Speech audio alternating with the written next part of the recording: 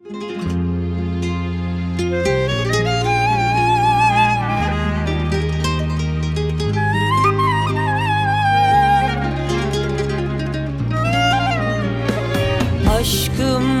özümsün, sen sözümsün. Ayrılmam senden, iki gözümsün. İyi günde, kötü günde, varsam senle, yoksam senle, olacağız bir bedende. Sevdiğim sensin,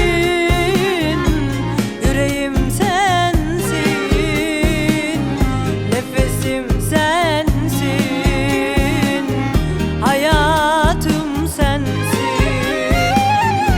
İyi günde, kötü günde, varsam senle, yoksam senle, olacağız bir bedende.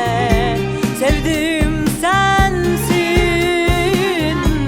yüreğim sensin, nefesim sensin, hayatım sensin.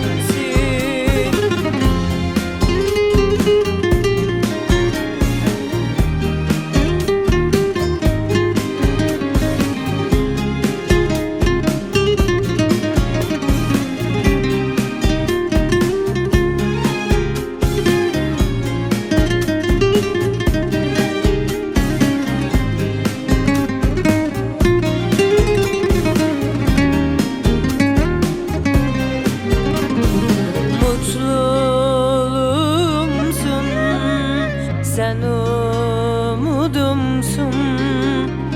Vatanım, toprağım, sen kutsalımsın.